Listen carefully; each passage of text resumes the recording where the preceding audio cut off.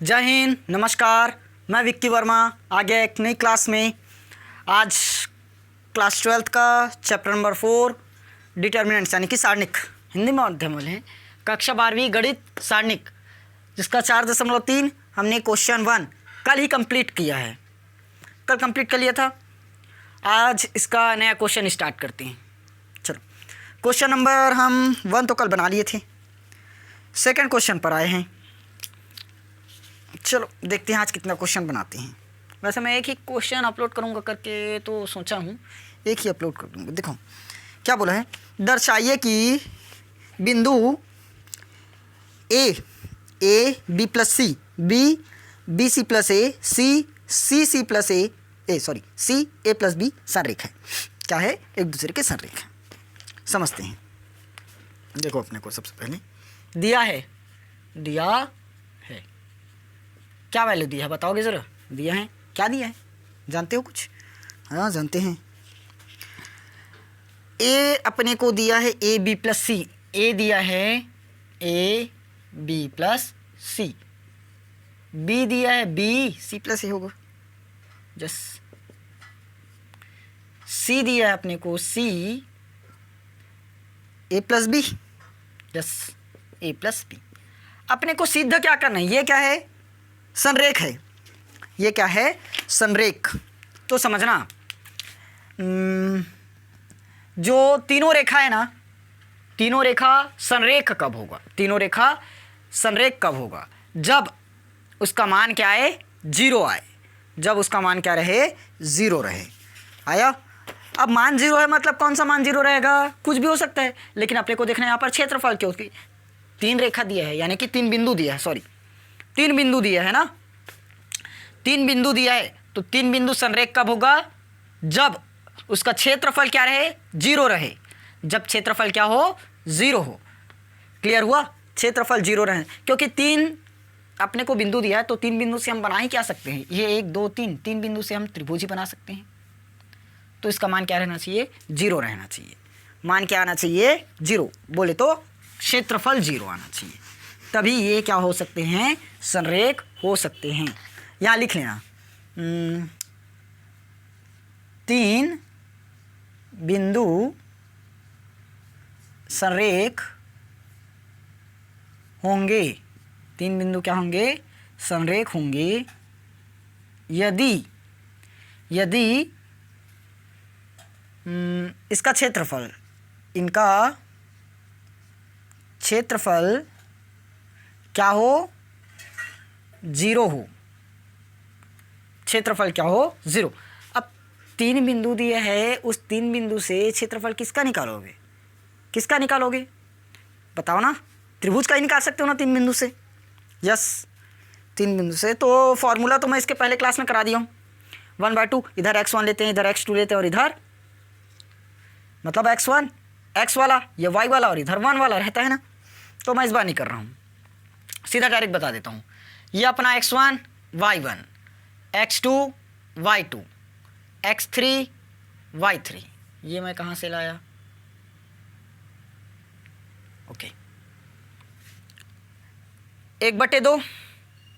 पहले x वाला line रहता है, ए बी सी दिया है x में, ए बी सी, y में b प्लस सी,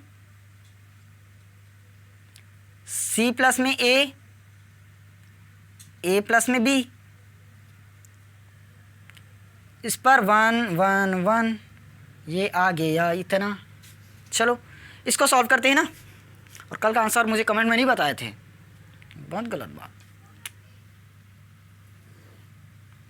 चलो क्या करेंगे? डायरेक्ट C1 के सापेक्ष कर दे प्रसार। एक मिनट, प्रसार कहाँ करोगे? अभी कोई तरफ 0 नहीं मिला है ना। 0 नहीं मिला है तो डायरेक्ट प्रसार मत करो यार। 0 नहीं मिला है तो प्रसार मत करो, 0 बना दो। क्योंकि देखो ना, पिछली बार जब इस क्वेश्चन को किए थे तो प्रसार नहीं किए थे तो लॉन्ग गया था। और यहाँ पर तो ए बी प्लस सी, अगर इसको छुपाओगे, एक का गुणा सबसे, इसको छुपाएंगे तो इसका गुणा इसमें, इसका गुणा इसमें, लंबा चला जाएगा ना। संक्रिया लगाकर किसी को 0 बना देते हैं। इस एक में इस एक को घटा दो, 0 बन जाएगा। एक तो मिल गया 0, इस एक में इस एक को घटा दो, एक और जीरो बन जाएगा। बना कि नहीं बना? 2 जीरो बना। हम क्या करेंगे, बस ही कर देंगे। ये अपना R1 है, ये वाला R2 है। R1 में से R2 को घटा देंगे, R2 में से हम R3 को घटा देंगे, तब मिल जाएगा जीरो। क्योंकि ये देखो ना, इस एक में डायरेक्ट ये वाला एक घटा दो, जीरो बन जाएगा। इस वाले एक में इसको घटा दो, जीरो बन जाएगा। मिला, जीरो मिल गया। तो संक्रिया कौन सा लगा?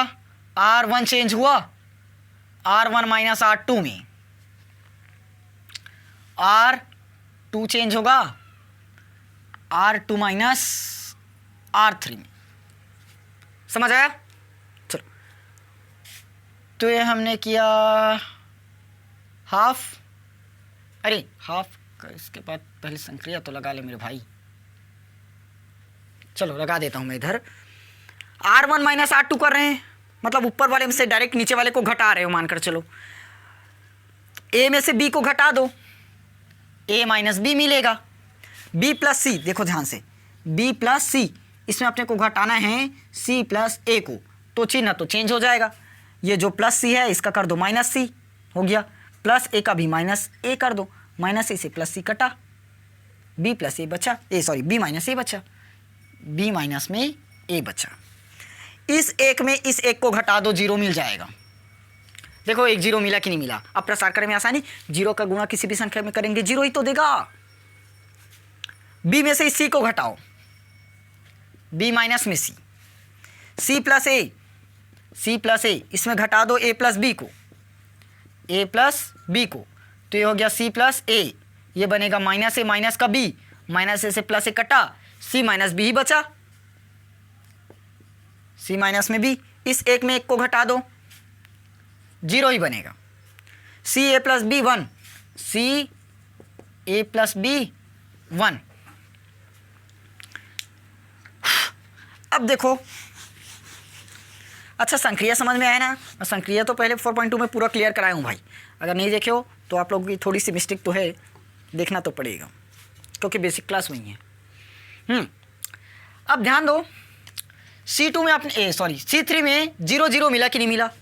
तो प्रसार किसके सापेक्ष करने की सोच रहे हो? C1 C2 में काहे करोगे, डायरेक्ट C3 में करो ना। ये लाइन C3, तो क्या कर देंगे हम, डायरेक्ट C3 के सापेक्ष प्रसार, C3 के सापेक्ष प्रसार करें। 1/2 देखो अरे इसका कर रहे हैं ना, जीरो का गुणा किसी भी संख्या में करो, जीरो ही मिलेगा। पहले प्लस माइनस प्लस लगा देते हैं। ये प्लस माइनस प्लस, नहीं तो फिर से बोलोगे कहाँ से आया, ये प्लस ये माइनस और ये प्लस रहता है ना, इसको काट दो ना ये लो। चलो चेक करो, जीरो का गुणा कहीं भी करो जीरो मिलेगा, इस जीरो का गुणा भी कहीं में करो जीरो मिलेगा, खत्म। लास्ट बचा अपना +1, ये +1 जिस रो में है उसको छुपाओ, जिस कॉलम में उसको छुपाओ, गायब, कटा है वो गायब है ना। क्या बचा? A minus B, C minus B आया। ध्यान से देखना क्या होगा यहाँ, A माइनस बी, इसका गुणा हम करेंगे C माइनस बी में, A माइनस बी का गुणा C माइनस बी में होगा। आया, हम बीच में लगाएंगे माइनस लगाते हैं, ये तो पता है। अब B माइनस A का गुणा हम करेंगे B माइनस C में, B माइनस A का गुणा B माइनस C में। यहाँ आया, समझ आया ना? एकदम क्लियर आ गया होगा, आया। चलो इसको हम ये बंद कर देते हैं, किसमें? ब्रैकेट में। क्या कर दिया इसको? ब्रैकेट बस लगा दिए। अब बताओ समझ में आया कि नहीं आया? आ गया, पूरा क्लियर हो गया। ठीक ठीक।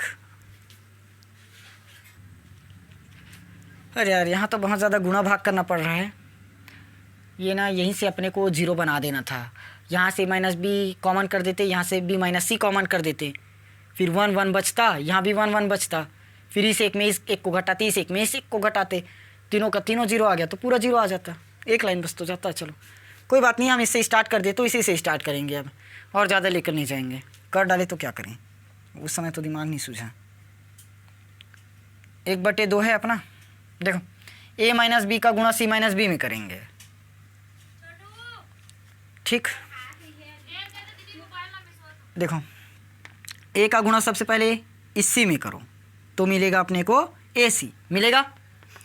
अब इस a का गुणा इस माइनस b में करो तो माइनस में ab मिलेगा।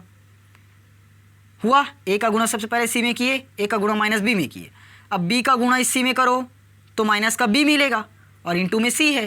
फिर माइनस b का गुणा माइनस b में करो तो प्लस b का स्क्वायर मिलेगा। आया, वही करना था यार, ये बहुत ज़्यादा लॉन्ग जाएगा। चलो अब कर रहे हैं तो कर ही रहे हैं, मैं बार बार उसको दिखा करके आपसे समझा रहा हूँ। b का गुणा b में करो तो b का स्क्वायर मिलेगा। b का गुणा इस माइनस c में करो तो माइनस का bc मिलेगा। माइनस a का गुणा b में करो तो माइनस का ab मिलेगा। माइनस a का गुणा माइनस c में करो प्लस का ac मिलेगा। आया, अब ध्यान से देखो, मैं जो समझाना चाह रहा हूँ उसी को समझना। ये प्लस AC है, प्लस AC, ये भी प्लस AC है। अगर मैं इस ब्रैकेट को ओपन करूँ तो बाहर में तो निगेटिव है, तो अंदर का पूरा चिन्ह चेंज हो जाएगा। तो देखो बाहर में माइनस है तो अंदर का पूरा बदलेगा, तो ये प्लस AC का माइनस AC बनेगा, माइनस AC बनेगा। और प्लस AC मेरे पास पहले से, तो प्लस AC से माइनस AC काट सकता हूँ। सॉरी, ये माइनस AB है, यहाँ माइनस AB, बाहर में माइनस है, ब्रैकेट के बाहर में माइनस है, तो ये माइनस AB का क्या होगा, प्लस AB, तो माइनस AB प्लस AB कटा।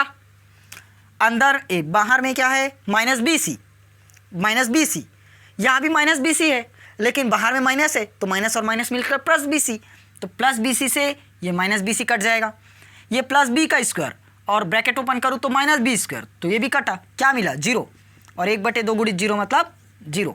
और यही तो अपने को प्रूव करना था, देख लो ना, ये तो प्रूव करना था। समझ में आया होगा मेरे ख्याल से, क्लियर हुआ ना। और यही क्वेश्चन तो हमें प्रूव भी करना था, हमने कर दिया, एकदम सही और एकदम सही। क्लियर। चलो नेक्स्ट क्वेश्चन हम कल बनाएंगे। ये क्वेश्चन थोड़ा सा लॉन्ग चला गया मेरे कारण से, यहाँ पर मैं थोड़ा दिमाग नहीं लगाया, ठीक, लेकिन इस मेथड से भी सही है, गलत नहीं है, आंसर हमारा सही आया है। क्लियर हुआ कि नहीं हुआ, इतना बस बताओ मुझे। अगर क्लियर होता है, समझा रहा हूँ, तो वीडियो पूरा वॉच किया करो ना। चलो खैर, आप लोगों की मर्जी, कितना पढ़ रहे हो, कितना जान रहे हो, वो तो आप लोगों के ऊपर है। फिलहाल हम इसका नेक्स्ट क्वेश्चन कल लेकर आएंगे, क्वेश्चन नंबर 3। आज के लिए इतना ही, क्लास यहीं पर विराम करते हैं, ठीक।